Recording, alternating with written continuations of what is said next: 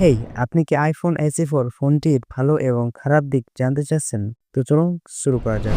প্রথমে শুরু করি ডিজাইন এবং বিল্ড কোয়ালিটি নিয়ে। অ্যাপল এবার SE সিরিজের বড় পরিবর্তন এনেছে। কিছুটা লুক iPhone 14 এর মতন। 6.1 ইঞ্চির অ্যামোলেড ডিসপ্লে, টেকসই বডি এবং স্লিম ডিজাইন।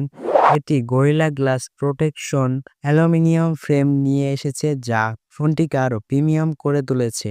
আগের iPhone SE-র এলসিডি ডিসপ্লের তুলনায় এবার ব্যবহার করা হয়েছে অ্যামোলেড ডিসপ্লে, যা কালার ব্রাইটনেস এবং ভিজুয়াল ইউজ স্মুথ ফিল দিবে। এছাড়াও রয়েছে 120 hertz refresh rate. iPhone SE4 এ ব্যবহার করা হয়েছে অ্যাপেলের A16 বায়োনিক চিপস, যা iPhone 14 সিরিজেও ব্যবহার করা হয়েছে।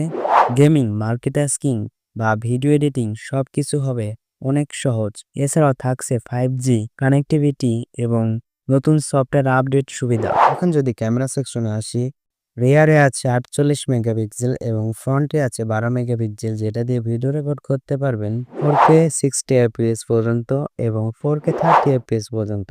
তবে ক্যামেরা সেকশনে কোনো কমতি রাখেনি Apple.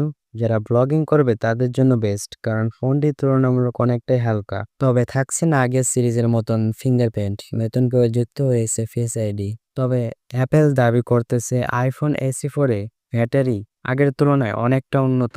20 watt fast charging support. আনুমানিক দাম আসতে পারে $499, যেটা বাংলা টাকায় 50,000 টাকা।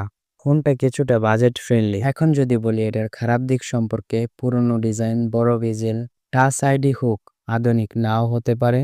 ছোট ব্যাটারি লম্বা সময় ব্যবহারে কিছুটা বিরক্ত ফিল হতে পারে। একই দামে অ্যান্ড্রয়েড ফোনে বেশি ফিচার প্রদান করতেছে, তবে এটা আপনার উপর ডিপেন্ড করে কোনটা বেস্ট।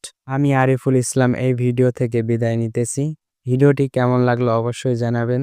দেখা হবে পরের ভিডিওতে। ততক্ষণ সাবস্ক্রাইব করে রাখুন। আল্লাহ হাফেজ।